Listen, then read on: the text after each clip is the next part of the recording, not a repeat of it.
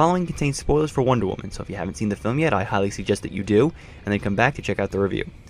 Oh, the DC Extended Universe. At this point, it's like a train-wrecked reality show you tune into each week, just to see what high-end craziness will ensue. Sure, it started off with somewhat high expectations, but yet 3 entries in, and there's very little hope to be found at this point. I mean, so far we got a mediocre Superman origin movie that felt more concerned with beating the audience over the head with its message, on top of overloading us with an hour-long fight scene that just never seemed to want to end. We then got to see 2 of the most kick-ass heroes in comics get their long-overdue team-up film, which was bogged down by 2 hours of plot holes, hilarious overacting, and the conclusion to one of the most overanalyzed fights between fanboys and girls with this stupidity. You're letting him kill Martha!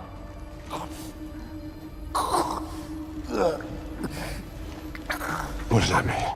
We then got a side film of sorts involving a squad of villains, yet only 2 of them were worth remembering, and the film overall felt like it was trying to be Guardians of the Galaxy 2.0 rather than its own thing. So the bar is pretty dang low if you ask me, so low that even James Cameron probably couldn't help us out at this point. So we now arrive at movie 4, Wonder Woman, and surprisingly it's our only second origin film in this whole series. You know, those films that DC should be making instead of rushing into Justice League and pretending that they're all going to be able to sandwich multiple backstories and characters, but hey, it worked so well the last time, right guys? Anyway, we're here to talk about Wonder Woman, and thank God, since this film is not just the first bright light in the DC Extended Universe, but this is a great superhero movie in its own right. Wonder Woman heads right past the mediocrity of past films with a simple-to-follow plot, great action, engaging side characters, and a lead performance by Gal Gadot that is truly wonderful, pun totally intended. So let's just jump right into the good things, because there's a ton of stuff to talk about. First things, big props to director Patty Jenkins, who despite having only directed one other film in her whole career, and it was a crime drama film at that, she has crafted a beautifully directed film, and compared to the other DC films, this one has a ton of color. It's not all dark and grim, which is pretty dang surprising. The opening scenes on Themyscira are filled with more color than probably all of the other films in the DC universe combined so far. And yes, when we head off to the island and into the harshness of World War I, it does get slightly grayer and darker, but it's completely justified. Jenkins' films also succeeds since she never loses focus on what this story is about. This is Diana's origin story of how she became Wonder Woman. Jenkins isn't setting up a ton of characters for sequels or spin-offs, nor is she connecting this film into the larger DC landscape. Those hoping for a glimpse of a Mother Box or Steppenwolf showing up in the end credits, you better be ready to be disappointed, because that's not here. But I totally love the film for being this simple in scope. The past 2 DC films have been way too preoccupied with giving us teases for later installments or introducing us to 150 characters at once that there's no surprise that their main narratives suffer for it. Jenkins never gets off track at all in this film. We see Diana's journey from start to finish. Jenkins' directing in the action scenes is also really well done, again considering she's never done an action movie. There's these great slow-mo stops that you take in the action, and the camera never gets all that close to that you can't see what the heck's going on, which is always an issue with these types of movies in the less talented hands. The other big positive about this film is Wonder Woman herself, Gal Gadot. After being the only good thing in Batman vs. Superman, Gadot truly gets the shine here. And considering her acting career hasn't really placed her in a ton of leading roles, you might be skeptical on how she handles herself. Thankfully, she is superb. The naivety and compassion that she brings to the Diana character is spot on, and you really get to care for her. A great example of this is when she arrives in London and she sees a baby for the first time. It fits perfectly. She's been taught to believe that the Amazons' one purpose is to protect mankind from the threat of Ares, the god of war, who can corrupt them. So naturally, when Steve Trevor lands on her island talking of World War and countless dead, she jumps at the chance to leave the island and help out. Steve, on the other hand, doesn't know how to react to someone telling him that all the world's problems are being caused by an ancient deity, and this creates a nice dynamic between the two. Diana is firm in her beliefs that what she was taught was true, and Steve being the realist who can't comprehend any of it. Though despite the two's differences in thought, they essentially want the same thing in the end. And Gadot really shines in all the scenes in which the men are wondering what she's doing with Steve, and the best of these is when she calls out the general for being a coward ass, sending all of his innocent men to die and sitting in his office. She really lets him have it, and it's great to see these scenes as well. Speaking of Steve, Chris Pine was also really great. In most of his scenes, particularly the early ones with Diana, it does feel like he's ad-libbing some of his lines, and that does make them feel a lot more organic as well. I don't know if this was all scripted. It doesn't feel like that at some points, which, again, helps out immensely. The side characters are also really great. The 3 men that Steve gets to help out on their mission, Charlie, Sammy, and Chief, they're really good. We don't get a ton of backstory on them, but there's enough there to kind of let the audiences make their own assumptions. Again, not full pages of backstory that we get, but just little slight hints.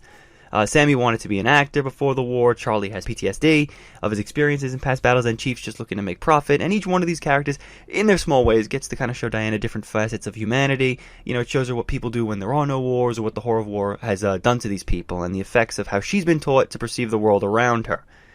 Also, this film is pretty funny at times. The past DC films seem to be completely against the notion of having characters joke around, quip, or make any sort of a lighthearted moment. When Diana arrives in London, the film does go for the obvious fish-out-of-water jokes, but much like in Marvel's Thor, these jokes are smart rather than stupid.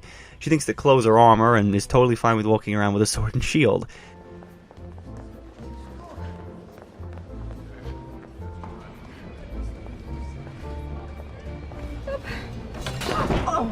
Yep, that's not gonna work.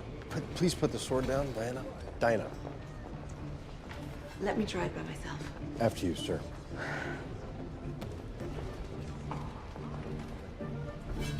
Steve's secretary, Etta Candy, is also pretty damn funny as well, particularly when Steve is trying to get Diana to wear normal clothes.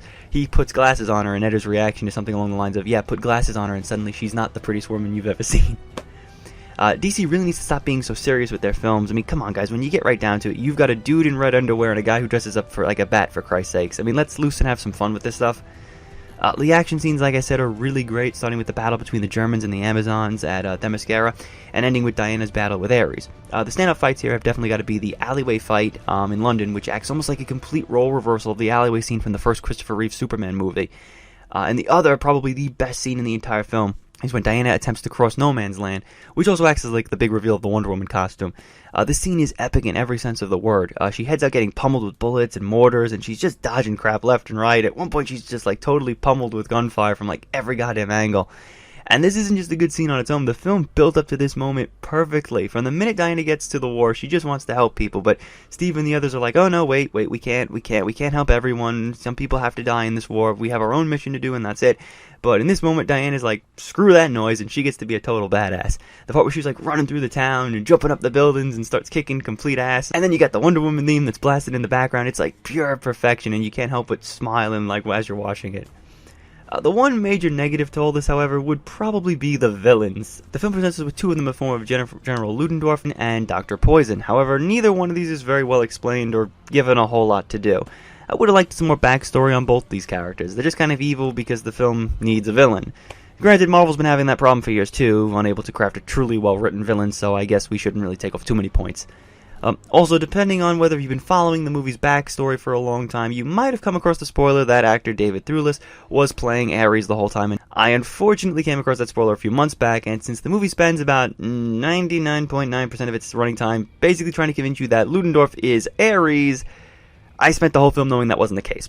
But even with that foreknowledge, I didn't really feel like the film was ruined. In fact, knowing that Thewlis was the big bad guy the whole time, it made me look for clues to whether or not his character was being revealed.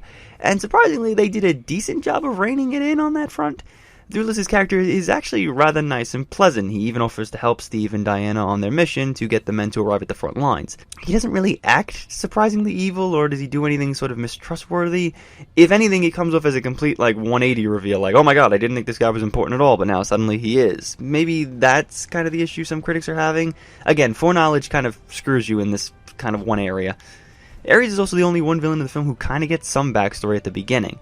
We learn that he's got mistrust for humans and wanted to show his fellow gods that humanity was evil and unfit to be cared for, and even in the end he claims he doesn't truly brainwash people into murdering and killing each other, but rather just slightly nudges or whispers in their ears to already suspectably evil people into doing these things that will hopefully one day lead humanity to, killing each other. And that kind of makes you wonder if he's just bullshitting or if he actually is on the level and telling the truth. There's a few little snags here and there with the way the plot gets developed. Particularly the one little pet peeve thing that kind of pissed me off was the barricade around the Themyscira. Early on, we learned from the Queen that Zeus protects the island with this magical sort of shield ray thing that protects the island and no one can find out where it is. Yet somehow Steve's biplane goes right into it, then the German U-boats are able to get close to it, and their little rowboats manage to go through it. So I'm just wondering, is it broken? Is it just really old? Did Zeus not pay the monthly electric bill to keep it running? It's one little thing. It was the one little pet peeve thing that kind of just threw me. But other than that, everything else was fine, and I didn't really notice anything pet peevey like that. I guess it would take me another time to watch the movie again to maybe find some of those things. But as far as I'm concerned, if you can watch a movie and only get a couple of pet peeve things like that to come out in first viewings, is pretty good, honestly, because it's the second time you're actually actively looking for these things, so worked well for me. Overall, Wonder Woman is a great superhero film that you really need to go see. Even if you hated the other films set in this universe, or you've never even seen the other three, still go see this. It is completely unrelated to them, or having any prior knowledge is not needed. Even with less than well-developed villains, the film still manages to shine thanks in part to the performance of Gal Gadot and Chris Pine, the side characters as well. Gadot truly embodies Wonder Woman. She's compassionate, caring, loving, and a badass fighter that you do not want to mess with. It's great to think that we finally have a female superhero film that doesn't blow complete ass, since the most recent one that I can think of is either Elektra or Catwoman, and Jesus Christ, those were god-awful. I should probably review those at some point in the future, maybe. Wonder Woman succeeds thanks in part to Patty Jenkins focusing on telling Diana's story and not setting up more movies. It's kind of ironic that it took a female superhero, along with a female director, to bring the DC Cinematic Universe out of the trash bin. What's that old saying again? Never send a man to do a woman's job? Well, I don't think that phrase has ever been more appropriate than it is right now. So thank you guys for watching, and I will see you all on the next review.